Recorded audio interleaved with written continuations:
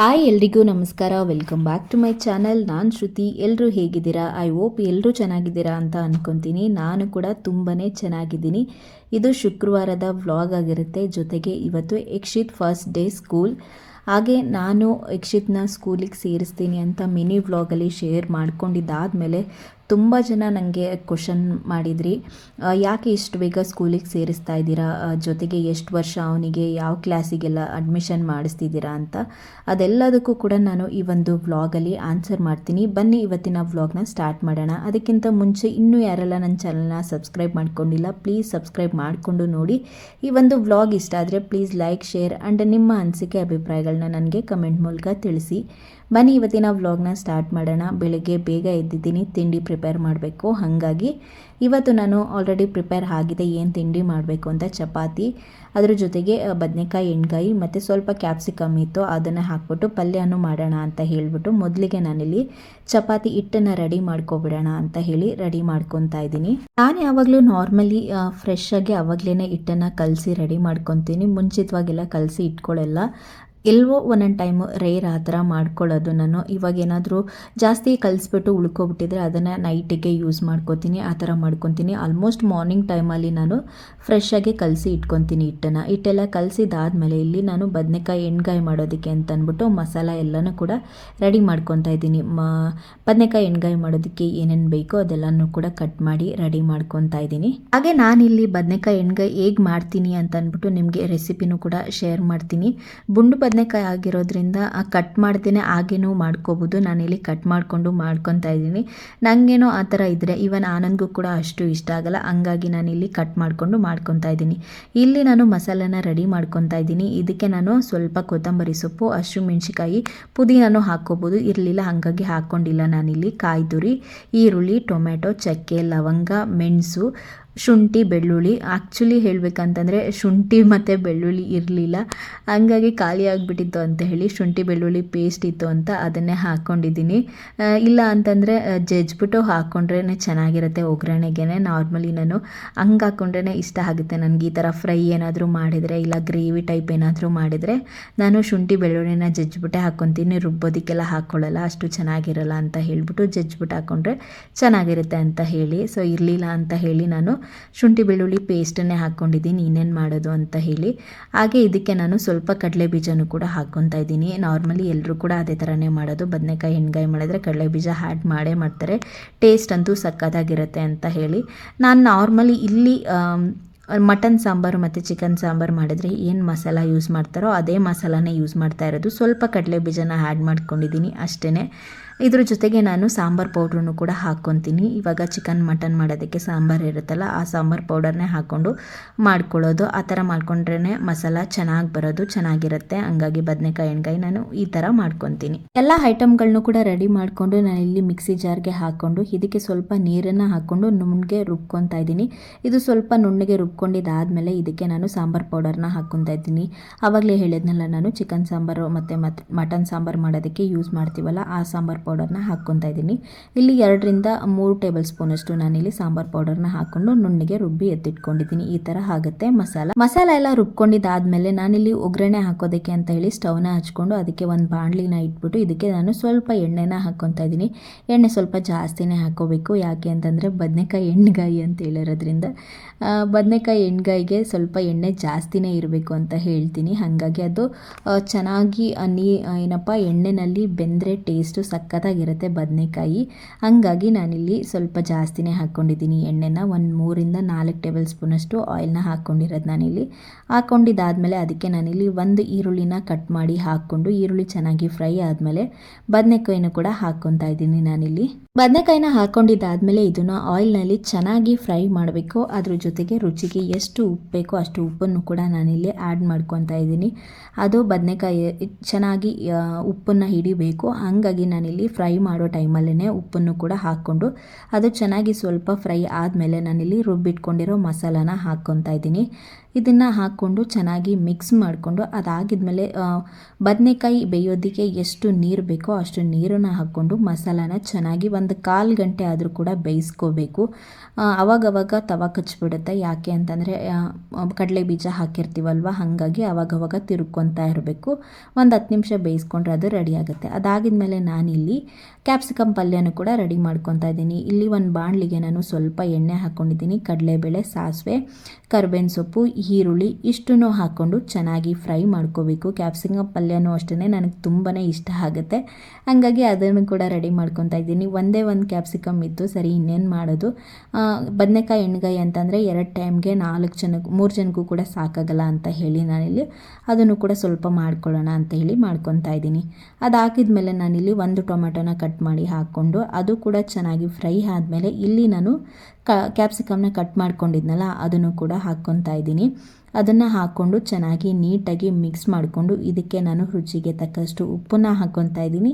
ಅದ್ರ ಜೊತೆಗೆ ನಾನಿಲ್ಲಿ ಮೆಣಸಿಕಾಯನ್ನು ಆ್ಯಡ್ ಮಾಡಿಲ್ಲ, ಹಂಗಾಗಿ ಇದಕ್ಕೆ ರೆಡ್ ಚಿಲ್ಲಿ ಪೌಡರ್ನ ಹಾಕ್ಕೋಬೇಕು. ರೆಡ್ ಚಿಲ್ಲಿ ಪೌಡರ್ ಹಾಕ್ಕೊಂಡ್ರೇ ಟೇಸ್ಟು ಚೆನ್ನಾಗಿರುತ್ತೆ.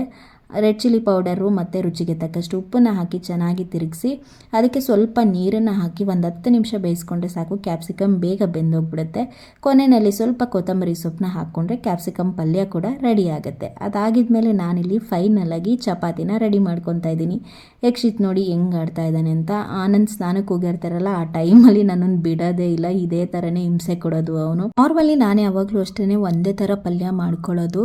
ಕೆಲವೊಂದು ಟೈಮ್ ಶಾರ್ಟೇಜ್ ಆಗುತ್ತೆ ಅಂದಾಗ ಮಾತ್ರ 2 ಥರ ಪಲ್ಯನ ಮಾಡ್ಕೊತೀನಿ. ಟೈಮ್ ಸಾಕಾಗಲ್ಲ ನನಗೆ.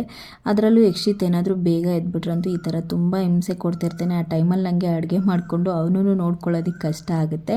ಹಂಗಾಗಿ ನಾನು ಮಾರ್ನಿಂಗ್ ಟೈಮಲ್ಲಿ ಒಂದೇ ಥರ ಪಲ್ಯನೇ ಮಾಡ್ಕೊಬಿಡ್ತೀನಿ. ಆಗಲ್ಲ ಅಂತ ಹೇಳಿ ಇವತ್ತು ಸ್ವಲ್ಪ ಕಡಿಮೆ ಆಗುತ್ತೆ ಪಲ್ಯ, ಬದನೆಕಾಯಿ ಎಣ್ಗಾಯಿ ಅಂತ ಹೇಳಿ ನಾನಲ್ಲಿ ಸ್ವಲ್ಪ ಕ್ಯಾಪ್ಸಿಕಮ್ ಪಲ್ಯನ ಕೂಡ ಮಾಡ್ಕೊಂಡಿದ್ದೆ. ನೋಡಿ ಹೆಂಗೆ ಮಾಡ್ತಾ ಇದ್ದಾನೆ ಅಂತ, ಈ ಥರ ಹಿಂಸೆ ಕೊಡ್ತಾನೆ ನನಗೆ. ಸೊ ಅದಾಗಿದ್ಮೇಲೆ ನಾನಿಲ್ಲಿ ಚಪಾತಿ ಎಲ್ಲ ರೆಡಿ ಮಾಡಿಕೊಂಡು ಫೈನಲಾಗಿ ನಾನಿಲ್ಲಿ ಆನಂದ್ಗೆ ಲಂಚ್ ಬಾಕ್ಸ್ನ ರೆಡಿ ಮಾಡಿ ಕೊಡ್ತಾ ಇದ್ದೀನಿ. ಮಾರ್ನಿಂಗು ಕೂಡ ಕೊಟ್ಬಿಡ್ತೀನಿ ನಾನು ಅವ್ರಿಗೆ. ಬ್ರೇಕ್ಫಾಸ್ಟ್ ಮನೇಲಿ ತಿನ್ನಲ್ಲ, ಹಂಗಾಗಿ ಅವ್ರಿಗೆ 2 ಟೈಮ್ಗೂ ಕೂಡ ಆಗೋ ಥರನೇ ಲಂಚ್ ಬಾಕ್ಸ್ನ ಪ್ಯಾಕ್ ಮಾಡಿ ಕೊಟ್ಬಿಡ್ತೀನಿ. ಲಂಚ್ ಬಾಕ್ಸ್ ಎಲ್ಲ ಅವರಿಗೆ ಪ್ಯಾಕ್ ಮಾಡಿ ಕೊಟ್ಟಿದ್ದಾದಮೇಲೆ ಇವಾಗ ಸೆಕೆಂಡ್ ರೂಟೀನ್ ಯಕ್ಷಿತ್ನ ರೆಡಿ ಮಾಡಿ ಸ್ಕೂಲಿಗೆ ಕಳಿಸೋದು. ಇದು ಎಕ್ಸ್ಟ್ರಾ ಜವಾಬ್ದಾರಿ ಇವಾಗ ನನಗೆ ಹ್ಯಾಡ್ ಆಗಿರೋದು ಅಂತಲೇ ಹೇಳ್ಬೋದು. ಒಂಥರ ಮನಸ್ಸಿಗೆ ಏನೋ ಹೇಳ್ತಾರಲ್ಲ, ಹೊಟ್ಟೆ ಒಳಗೆ ಚಿಟ್ಟೆನ ಬಿಟ್ಟಂಗಾಯಿತು ಅಂತ ಆ ಥರ ಆಗ್ತಾಯಿತ್ತು ನನಗೆ. ಹೆಂಗಪ್ಪ ಕಳಿಸೋದು ಅನ್ನೋದು ಒಂದು ಕಡೆ ಆದರೆ, ಹೋದ್ಮೇಲೆ ಹೆಂಗಪ್ಪ ಅವನನ್ನು ಬಿಟ್ಟಿರೋದು ಅನ್ನೋದು ಇನ್ನೊಂದು ಟೆನ್ಷನು ನನಗೆ.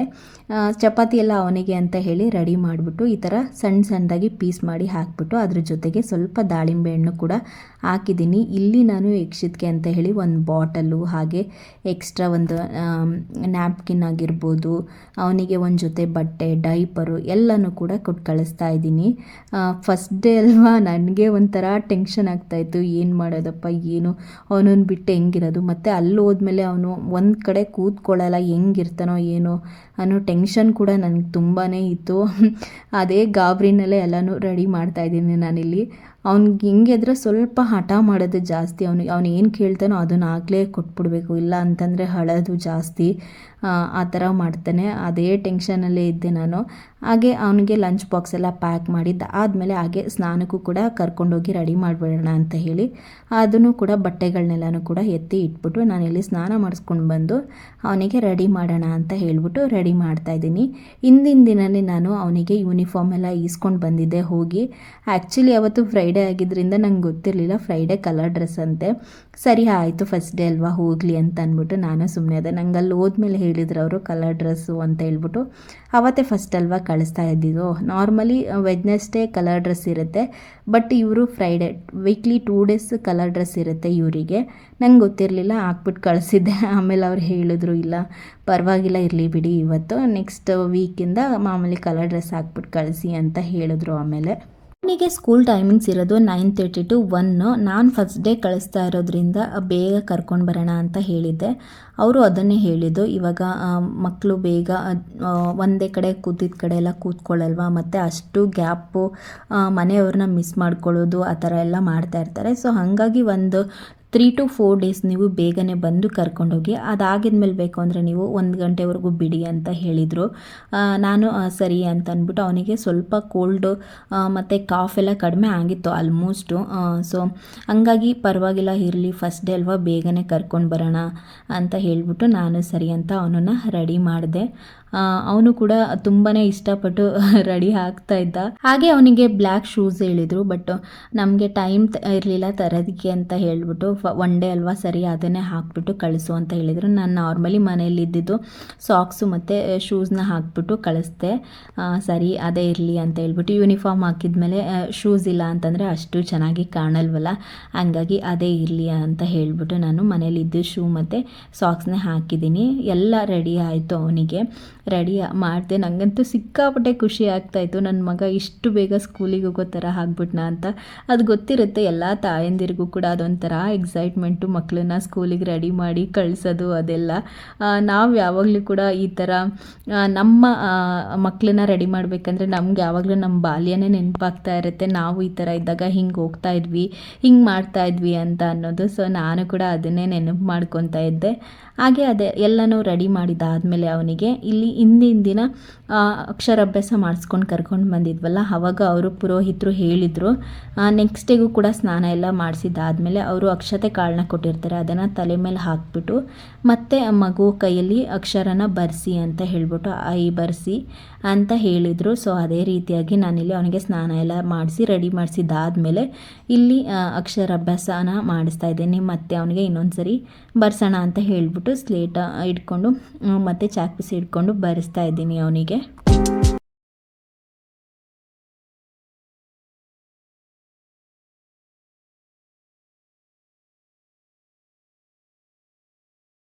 ಹಾಕಿದ್ಮೇಲೆ ಈ ಥರ ಕಾಣಿಸ್ತಾ ಇದ್ದ, ಹೇಗೆ ಕಾಣಿಸ್ತಿದ್ದಾನೆ ಅಂತ ಕಮೆಂಟ್ ಮಾಡಿ ತಿಳಿಸಿ. ನನಗಂತೂ ಸಿಕ್ಕಾಪಟ್ಟೆ ಖುಷಿ ಆಯ್ತಾಯಿತ್ತು. ಅವನೆಷ್ಟು ಆಸೆಯಿಂದ ರೆಡಿಯಾಗಿ ಹೋಗೋದಕ್ಕಂತೂ ಸಿಕ್ಕಾಪಟ್ಟೆ ಖುಷಿ ಆಗ್ತಾಯಿತ್ತು ಅವನಿಗಂತೂ. ಅಂದರೆ ನಾರ್ಮಲಿ ಅವನಿಗೆ ಹೊರಗಡೆ ಹೋಗೋದಕ್ಕೆ ಖುಷಿ ಆಗುತ್ತೆ, ಬಟ್ ಸ್ಟಾರ್ಟಿಂಗ್ ಸ್ವಲ್ಪ ದಿನ ಆ ಥರ ಇಷ್ಟಪಡ್ತಾನೆ, ಆಮೇಲೆ ಯಾವ ಥರ ಮಾಡ್ತಾನೆ ಅಂತ ನೋಡಬೇಕು. ಹೊಸದಾಗಿ ಮಕ್ಕಳಿಗೆ ಖುಷಿ ಆಗುತ್ತೆ ಹೋಗೋದಕ್ಕೆ ಅಂತಂದರೆ, ಆಮೇಲೆ ಸ್ವಲ್ಪ ಕಷ್ಟ ಆಗ್ಬೋದು. ಸರಿ ಅಂತ ಹೋಗಿ ಬಿಟ್ಬಿಟ್ಟು ಈ ಥರ ಆಟ ಆಡ್ತಾ ಇದ್ದ. ಮತ್ತೆ ನಾನು ಏನಾದರೂ ಹೋಗ್ತೀನಿ ಬಾಯ್ ಅಂತ ಹೇಳಿದರೆ ಅಳ್ತಾನೆ ಅಂತ ಅಂದ್ಬಿಟ್ಟು ಹಾಗೆ ಬಿಟ್ಟು ನಾನು ಮನೆಗೆ ಬಂದೆ. ರಕ್ಷಿತ್ನ ಬಿಟ್ಟು ಬಂದಮೇಲೆ ನಾನಿಲ್ಲಿ ನನಗೆ ಅಂತ ತಿಂಡಿನ ರೆಡಿ ಮಾಡ್ಕೊತಾ ಇದ್ದೀನಿ. ಅದ್ರ ಜೊತೆಗೆ ಮನೆಯೂ ಕೂಡ ಕ್ಲೀನ್ ಮಾಡಬೇಕು, ಪಾತ್ರೆ ಎಲ್ಲ ವಾಶ್ ಮಾಡೋದಿತ್ತು. ಸರಿ ತಿಂಡಿನ ಮಾಡ್ಕೊಬಿಡೋಣ ಅಂತ ಹೇಳಿ ನಾನಿಲ್ಲಿ ತಿಂಡಿನ ರೆಡಿ ಮಾಡ್ಕೊತಾ ಇದ್ದೀನಿ. ಇನ್ನು ನನಗೆ ತುಂಬ ಜನ ಕಮೆಂಟ್ ಮಾಡಿ ಕೇಳ್ತಾ ಇದ್ರಿ, ನಿಮ್ಮ ಮಗನ ಯಾಕೆ ಇಷ್ಟು ಬೇಗ ಸ್ಕೂಲಿಗೆ ಅಡ್ಮಿಷನ್ ಮಾಡಿಸಿದ್ದೀರಾ ಅಂತ. ಜಸ್ಟ್ ಹಾಗೆ ನಾನು ರ್ಯಾಂಡಮ್ ಆಗಿ ಹೇಳಿದ್ದೆ, 2 years ಕಂಪ್ಲೀಟ್ ಆಗಿದೆ ಹಂಗಾಗಿ ಅಂತ ಹೇಳ್ಬಿಟ್ಟು. ನಾನು ಇನ್ ಡೆಪ್ತ್ ಆಗಿ ನಿಮ್ಗೇನು ಹೇಳಕ್ಕೆ ಹೋಗಿರಲಿಲ್ಲ. ಯಾವ ಕ್ಲಾಸಿಗೆ ಸೇರಿಸಿರೋದು ಅಂತಲೂ ಕೂಡ ಕೇಳ್ತಾ ಇದ್ರಿ, ಅದಕ್ಕೆಲ್ಲದಕ್ಕೂ ಆನ್ಸರ್ ಮಾಡ್ತೀನಿ. ಮೊದಲಿಗೆ ನಾನು ಯಾಕೆ ಅವನನ್ನು ಇಷ್ಟು ಬೇಗ ಸ್ಕೂಲಿಗೆ ಅಡ್ಮಿಷನ್ ಮಾಡಿಸಿರೋದು ಅಂತ ಹೇಳಿದರೆ, ಇಡೀ ದಿನ ಅವನು ನನ್ನ ಜೊತೆನೇ ಇರಬೇಕು. ಇಲ್ಲಿ ಅಕ್ಕಪಕ್ಕ ಯಾರು ಕೂಡ ಮಕ್ಕಳಿಲ್ಲ ಅವನ ಜೊತೆ ಆಟ ಆಡೋದಕ್ಕೆ, ಇಲ್ಲ ಟೈಮ್ ಸ್ಪೆಂಡ್ ಮಾಡೋದಕ್ಕಾಗಿರ್ಬೋದು. ಅದ್ರ ಜೊತೆಗೆ ನನ್ನ ಜೊತೆನೂ ಅವನು ಎಷ್ಟು ಅಂತ ಇರೋಕ್ಕಾಗುತ್ತೆ. ಮಕ್ಕಳು ಯಾವತ್ತೂ ಮಕ್ಕಳ ಜೊತೆ ಮಿಂಗಲ್ ಆದರೆ, ಮಕ್ಕಳ ಜೊತೆ ಮಾತಾಡಿದ್ರೇ ಅವ್ರಿಗೆ ಗೊತ್ತಾಗೋದು ಮತ್ತು ಮಾತಾಡೋದಕ್ಕೆಲ್ಲ ಸ್ಟಾರ್ಟ್ ಮಾಡೋದು. ಅವನಿನ್ನೂ ಅಷ್ಟಾಗಿ ಮಾತಾಡಲ್ಲ. ಅಪ್ಪ ಅಮ್ಮ ಮತ್ತು ಡ್ಯಾಡಿ ಈ ಥರದ್ದು ಕೆಲವೊಂದು ವರ್ಡ್ಗಳನ್ನ ಅಷ್ಟೇ ಅವನು ಮಾತಾಡೋದು, ಇನ್ನೂ ನೀಟಾಗಿ ಕರೆಕ್ಟಾಗಿ ಮಾತಾಡೋದಕ್ಕೆ ಬರಲ್ಲ. ಎಲ್ಲರೂ ಕೂಡ ಅದನ್ನೇ ಹೇಳ್ತಾಯಿದ್ರು, ಒನ್ಸ್ ಸ್ಕೂಲಿಗೆ ಅಡ್ಮಿಷನ್ ಮಾಡಿಸಿದ್ರೆ ಆಟೋಮೆಟಿಕ್ಕಾಗಿ ಮಕ್ಕಳು ಮಾತಾಡೋದನ್ನು ಕೂಡ ಕಲಿತಾರೆ ಅಂತ ಹೇಳ್ಬಿಟ್ಟು, ಹಂಗಾಗಿ ನಾನು ಅವನನ್ನು ಸ್ಕೂಲಿಗೆ ಅಡ್ಮಿಷನ್ ಮಾಡಿಸಿದ್ದು. ಜೊತೆಗೆ ಅವನು ನಾನು ಏನು ಹೇಳಿದ್ರು ಕೂಡ ಕೇಳಲ್ಲ, ಸ್ವಲ್ಪ ತುಂಟ ಅವನು. ಒಂದು ಕಡೆ ಕುಂತಿದ್ದ ಕಡೆ ಕೂತ್ಕೊಳ್ಳೋದೇ ಇಲ್ಲ. ನಿಮಗೆ ಗೊತ್ತಿರುತ್ತೆ, ನಾನು ಮಿನಿ ವ್ಲಾಗಲ್ಲೆಲ್ಲ ಶೇರ್ ಮಾಡ್ತಾ ಇರ್ತೀನಿ ಅವನು ಹೇಗೆ ಆಡ್ತಾನೆ ಅಂತ ಹೇಳ್ಬಿಟ್ಟು. ಹಂಗಾಗಿ ಸ್ವಲ್ಪ ಕಂಟ್ರೋಲ್ ಆಗಲಿ ಮತ್ತು ಅಟೆನ್ಷನ್ ಆಗಿ ಇರೋದನ್ನ ಅವನು ಕಲಿತಾನೆ ಅನ್ನೋ ಕಾರಣಕ್ಕೆ ನಾನು ಅವನನ್ನ ಸ್ಕೂಲಿಗೆ ಅಡ್ಮಿಷನ್ ಮಾಡಿಸಿರೋದು. ಇನ್ನು ಆನಂದ್ ಬೆಳಗ್ಗೆ ಹೋದರೆ ರಾತ್ರಿನೇ ಬರೋದು. ಜೊತೆಗೆ ನಾನು ಒಬ್ಬಳೇ ಅವನನ್ನು ಕಂಪ್ಲೀಟಾಗಿ ಇಡೀ ದಿನ ನೋಡ್ಕೊಳ್ಳೋದು. ತುಂಬ ಹೊತ್ತು ನಾನು ಕೂಡ ಮಾತಾಡ್ಸೋದಕ್ಕಾಗಲ್ಲ ಅವನನ್ನು. ಹಂಗಾಗಿ ನಂದು ಕೆಲಸಗಳೆಲ್ಲ ಇರುತ್ತಲ್ವ, ಅಟ್ಲೀಸ್ಟ್ ಸ್ಕೂಲಿಗೆ ಹೋಗಿ ಬಂದರೆ ಅಲ್ಲಿ ಮಕ್ಕಳು ಏನು ಮಾತಾಡ್ತಾರೆ ಏನು ಅನ್ನೋದಾದರೂ ಗೊತ್ತಾಗುತ್ತೆ. ಅವಾಗ ಅವನಿಗೂ ಕೂಡ ಮಾತಾಡಬೇಕು ಅಂತ ಅನಿಸುತ್ತೆ. ಅವನನ್ನು ಜಾಸ್ತಿ ನಾವು ಎಲ್ಲೂ ಹೊರಗಡೆನೂ ಕೂಡ ಕರ್ಕೊಂಡು ಹೋಗಲ್ಲ, ಆ ಊರುಗಳಿಗೆ ಈ ಊರಿಗೆ ಅಂತೆಲ್ಲ. ಆ ಥರ ಇರೋದ್ರಿಂದ ಸ್ಕೂಲ್ಗೆ ಹೋದ್ರೇ ಬೆಟರು. ಅಲ್ಲಿ ಮಕ್ಕಳ ಜೊತೆ ಮಾತಾಡ್ತಾನೆ, ತಿಳ್ಕೊತಾನೆ. ಬೇರೆ ಮಕ್ಕಳು ಇವಾಗ ಕೂತ್ಕೊತಾರೆ ಅಂತಂದರೆ ನಾನು ಕೂತ್ಕೋಬೇಕು ಅನ್ನೋದು ಗೊತ್ತಾಗುತ್ತೆ. ಕೆಲವೊಂದು ಇಷ್ಟು ರೀಸನ್ಗಳಿಂದ ನಾನು ಅವನ್ನ ಸ್ಕೂಲಿಗೆ ಅಡ್ಮಿಷನ್ ಮಾಡಿಸಿದ್ದೀನಿ. ಹಾಗೆ ಅವನನ್ನ ಪ್ಲೇ ಗ್ರೂಪ್ಗೆ ನಾನು ಇವಾಗ ಅಡ್ಮಿಷನ್ ಮಾಡಿಸಿರೋದು 2 ಇಯರ್ಸ್ ಅಲ್ವಾ, ಹಾಗಾಗಿ ಪ್ಲೇ ಗ್ರೂಪ್ಗೆ ಅಡ್ಮಿಷನ್ ಮಾಡಿಸಿದ್ದೀನಿ. ನಮ್ಮ ಮನೆ ಪಕ್ಕನೇ ಇರೋವಂಥದ್ದು ಸ್ಕೂಲ್ ಬಂದು ವಾಕಬಲ್ ಡಿಸ್ಟೆನ್ಸು. ನಾನೇ ಮಾರ್ನಿಂಗ್ ಟೈಮ್ ಕರ್ಕೊಂಡು ಹೋಗ್ತೀನಿ ಮತ್ತು ಕರ್ಕೊಂಡು ಬರ್ತೀನಿ. ಸ್ಟಾರ್ಟಿಂಗ್ ಸ್ವಲ್ಪ ದಿನ ಅವನನ್ನು ಬೇಗನೆ ಕರ್ಕೊಂಡು ಹೋಗಿ ಅಂತ ಹೇಳಿದ್ದಾರೆ, ಯಾಕೆಂದರೆ ಸಡನ್ನಾಗಿ ಮಕ್ಕಳುಗಳು ಅಡ್ಜಸ್ಟ್ ಆಗಲ್ಲ ಅಲ್ವಾ. ಹಾಗಾಗಿ ಸ್ವಲ್ಪ ದಿನ ಹೋದ್ಮೇಲೆ ಬೇಕು ಅಂದರೆ ನೀವು ಕಂಪ್ಲೀಟಾಗಿ ಅವನಿಗೆ ಟೈಮಿಂಗ್ಸ್ ಇರೋದು 9:30ಇಂದ 1 ಗಂಟೆವರೆಗೂ. ಆಮೇಲೆ ಬೇಕು ಅಂದರೆ 1 ಗಂಟೆವರೆಗೂ ಬಿಡಿ. ಇವಾಗ ಸದ್ಯಕ್ಕೆ ಅವನು 11:30ಗೆ ಬಂದು ಕರ್ಕೊಂಡು ಹೋಗಿ ಅಂತ ಹೇಳಿದ್ದಾರೆ. ಗೊತ್ತಿಲ್ಲ ಮುಂದೆ ಯಾವ ಥರ ಮಾಡ್ತೇನೆ ಏನು ಅಂತ ಹೇಳ್ಬಿಟ್ಟು, ಅದರದ್ದು ಕೂಡ ನಾನು ನಿಮಗೆ ಅಪ್ಡೇಟ್ ಮಾಡ್ತೀನಿ. ನನಗಂತೂ ಒಂದು ಕಡೆ ಬೇಜಾರು ಆಗ್ತಾಯಿತ್ತು, ಬಿಟ್ಟು ಬಂದ ಮೇಲಂತೂ ಸಿಕ್ಕಾಪಟ್ಟೆ ಬೇಜಾರಾಗ್ತಾಯಿತ್ತು. ಫಸ್ಟ್ ಡೇ ಮಾತ್ರ ನನಗೇನು ಅನಿಸ್ಲಿಲ್ಲ, ಸೆಕೆಂಡ್ ಡೇ ಒಂಥರ ಹಳೋ ಥರನೇ ಆಗೋಯ್ತು. ಯಾಕೆ ಅಂತಂದರೆ ಚೆನ್ನಾಗಿ ನೋಡ್ಕೊತಾರೆ, ಇಲ್ಲ ಅಂತಲ್ಲ, ಬಟ್ ನಮಗೆ ಯಾವಾಗ್ಲೂ ಮಕ್ಕಳ ಜೊತೆ ಇದ್ದು ಅಭ್ಯಾಸ ಆಗಿರೋದ್ರಿಂದ ಇವಾಗ ಸಡನ್ನಾಗಿ ಬಿಟ್ಟಿರಬೇಕು ಅಂತಂದರೆ ನಮಗೂ ಕೂಡ ಕಷ್ಟ ಆಗುತ್ತೆ. ಹಾಗಾಗಿ ನನಗೆ ಬೇಜಾರಾಗ್ತಾಯಿತ್ತು ಬಿಟ್ಟು ಬಂದಮೇಲೆ ಅವನನ್ನು.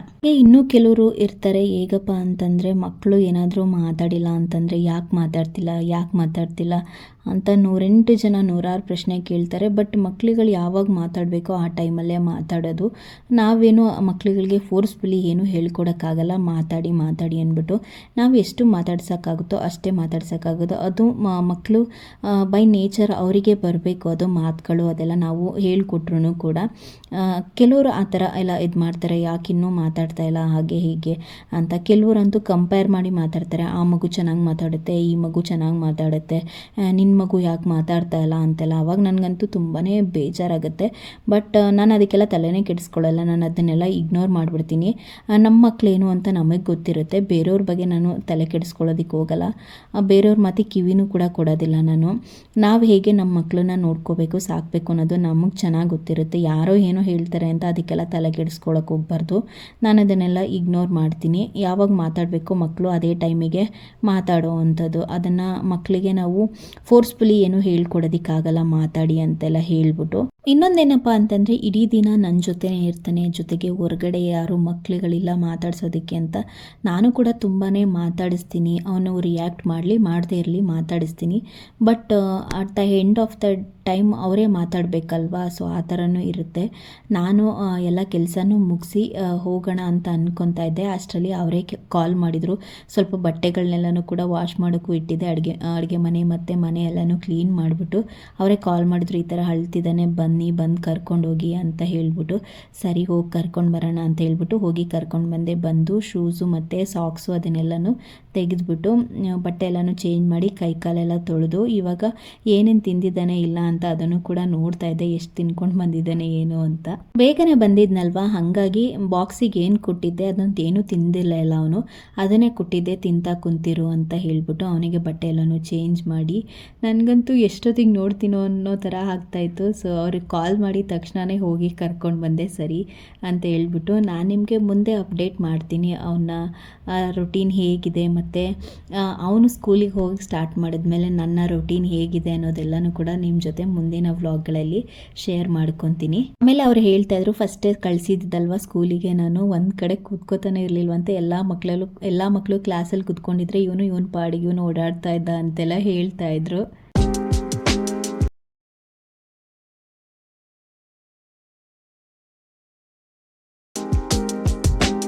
ಅದೇ ರೀತಿಯಾಗಿ ಅವನು ಬಂದ ಮೇಲೆ ನಾನು ಕೇಳ್ತಾ ಇದ್ದೆ ಏನು ಹೇಳ್ಕೊಟ್ರು ಏನು ಅಂತ ಹೇಳ್ಬಿಟ್ಟು. ಅಷ್ಟೊತ್ತಿಗೆ ಆನಂದ್ ಕಾಲ್ ಮಾಡಿದರು, ಈ ಥರ ಟಿ ವಿ ಫಿಕ್ಸ್ ಮಾಡೋರು ಬರ್ತಿದ್ದಾರೆ ಅಂತ ಹೇಳ್ಬಿಟ್ಟು. ಅಷ್ಟರಲ್ಲಿ ಅವರು ಕೂಡ ಬಂದಿದ್ದರು. ಹಿಂದಿನ ದಿನ ಟಿ ವಿನ ಡೆಲಿವರಿ ಕೊಟ್ಟಿದ್ರಲ್ವ, ಅವತ್ತಿನ ದಿನ ಅವರು ಫಿಕ್ಸ್ ಮಾಡೋದಕ್ಕೆ ಬರಲಿಲ್ಲ, ನೆಕ್ಸ್ಟ್ ಡೇಗೆ ಬಂದಿದ್ದು. ಇಲ್ಲಿ ಅನ್ಬಾಕ್ಸ್ ಮಾಡ್ತಾ ಇದ್ದಾರಲ್ಲ, ಅದನ್ನು ನಾನಿಲ್ಲಿ ವಿಡಿಯೋನ ಕ್ಯಾಪ್ಚರ್ ಮಾಡ್ಕೊತಾ ಇದ್ದೀನಿ. ಇನ್ ಕೇಸ್ ಏನಾದರೂ ಓಪನ್ ಮಾಡಬೇಕಾದ್ರೆ ಏನಾದರೂ ಡ್ಯಾಮೇಜ್ ಇತ್ತು ಅಂತಂದರೆ ವಿಡಿಯೋ ಇದ್ದರೆ ಹೆಲ್ಪ್ ಆಗುತ್ತೆ ಅಂತ ಅಂತ ಹೇಳಿಬಿಟ್ಟು ನಾನಿಲ್ಲಿ ವಿಡಿಯೋನ ಮಾಡ್ಕೊತಾ ಇದ್ದೀನಿ. ಆನಂದ್ ಕೂಡ ಹೇಳಿದರು ಅವರು ಅನ್ಬಾಕ್ಸ್ ಮಾಡಬೇಕಾದ್ರೆ ವಿಡಿಯೋನ ಮಾಡ್ಕೊ ಅಂತ ಹೇಳಿಬಿಟ್ಟು. ನಾನು ಲಾಸ್ಟ್ ವ್ಲಾಗಲ್ಲೇ ಹೇಳಿದ್ದೆ ನಾವು ತೊಗೊಂಡಿರೋದು ಹೈಯರ್ದು ಟಿ ವಿದು 42 ಇಂಚಸ್ದು ಇರೋದು ಅಂತ ಹೇಳಿ. ಇವಾಗ ಇಲ್ಲಿ ಅವರು ಇನ್ಸ್ಟಾಲ್ ಮಾಡೋದಕ್ಕೆ ಅಂತ ಹೇಳಿಬಿಟ್ಟು ಬಂದಿದ್ದಾರೆ. ಆ್ಯಕ್ಚುಲಿ ಅವರು ನೆನ್ನೆನೇ ಬಂದು ಇನ್ಸ್ಟಾಲ್ ಮಾಡಿಕೊಡೋರು. ಆನಂದ್ ಲಾಸ್ಟ್ ಟೈಮ್ ಅವರು ಚಿಕ್ಕಪ್ಪ ಅವ್ರಿಗೆ ಟಿ ವಿನ ತೊಗೊಟ್ಟಿದ್ರು. ಅವರ ಮೊಬೈಲ್ ನಂಬರು ರಿಜಿಸ್ಟರ್ ಆಗಿರೋದ್ರಿಂದ ಅವರಿಗೆ ಕಾಲ್ ಹೋಗಿತ್ತು ಈ ಥರ ಇನ್ಸ್ಟಾಲ್ ಮಾಡೋದಕ್ಕೆ ಬರ್ತೀವಿ ಅಂತ ಹೇಳಿಬಿಟ್ಟು. ಈ ಥರ ಎಲ್ಲ ಕೆಲವೊಂದು ಮಿಸ್ಟೇಕ್ ಆಗಿದ್ದರಿಂದ ಅವರು ಇವತ್ತು ಬರಬೇಕಾಯಿತು. ಬಂದು ಇಲ್ಲಿ ಎಲ್ಲನೂ ರೆಡಿ ಮಾಡ್ಕೊತಾ ಇದ್ದಾರೆ ಇನ್ಸ್ಟಾಲ್ ಮಾಡೋದಕ್ಕೆ ಅಂತ ಹೇಳ್ಬಿಟ್ಟು. ನಮ್ಮದು ಟಿ ವಿ ಕ್ಯಾಬಿನೆಟ್ ಏನಿದೆ ಅದು ಸ್ವಲ್ಪ ಕಂಜೆಸ್ಟೆಡ್ ಆಗುತ್ತೆ ಅಂತ ಅಂದ್ಕೊಂಡ್ವಿ, ಸಾಕಾಗುತ್ತಾ ಇಲ್ವೋ ಟಿ ವಿ ಅಂತ ಹೇಳ್ಬಿಟ್ಟು. ಬಟ್ ಫಿಟ್ಟಿಂಗ್ ಅಂತೂ ಕರೆಕ್ಟಾಗಿ ಕೂತ್ಕೊಂಡಿದೆ. ಇನ್ನೊಂದು ಸ್ವಲ್ಪ ದೊಡ್ಡದು ತೊಗೊಂಡಿದ್ರು ಕೂಡ ನಮ್ಮದು ಟಿ ವಿ ಕ್ಯಾಬಿನೆಟ್ಗೆ ಸಾಕಾಗ್ತಾ ಇರಲಿಲ್ಲ. ಸೊ ನಮಗೂ ಕೂಡ ಐಡಿಯಾ ಇರಲಿಲ್ಲ. ಹಂಗೇನಾದರೂ ಇತ್ತು ಅಂತಂದರೆ ಈ ರೊಟೇಟ್ ಬರುತ್ತಲ್ವ ಆ ಥರದ್ದನ್ನು ಹಾಕಿಸ್ಕೋಬೇಕಾಗಿತ್ತು. ಅವ್ರು ಹೇಳಿದ್ರು ತೊಗೊಳ್ಳಿ ಅಂತ ಹೇಳ್ಬಿಟ್ಟು, ಬಟ್ ನಾವು ತೊಗೊಳ್ಳೋದಕ್ಕೆ ಹೋಗಲಿಲ್ಲ. ಸೊ ಫೈನಲಿ ಟಿ ವಿನ ಫಿಕ್ಸ್ ಮಾಡಿದರು. ಹಾಗೆ ಇವತ್ತಿಗೆ ನನ್ನ ಈ ಒಂದು ವ್ಲಾಗ್ನ ಕೂಡ ಇಲ್ಲಿಗೆ ಎಂಡ್ ಮಾಡ್ತೀನಿ. ಐ ಹೋಪ್ ನಿಮ್ಮೆಲ್ಲರಿಗೂ ಕೂಡ ಈ ಒಂದು ವ್ಲಾಗ್ ಇಷ್ಟ ಆಗಿರುತ್ತೆ ಅನ್ಕೊತೀನಿ. ಇಷ್ಟ ಆದರೆ ಪ್ಲೀಸ್ ಒಂದು ಲೈಕ್ ಮಾಡಿ. ಹಾಗೆ ಈ ಒಂದು ವ್ಲಾಗ್ ಹೇಗೆ ಅನ್ನಿಸ್ತು ಅಂತ ಕಮೆಂಟ್ ಮೂಲಕ ತಿಳಿಸಿ. ಮತ್ತೆ ಸಿಗ್ತೀನಿ. ಟೇಕ್ ಕೇರ್, ಬಾಯ್.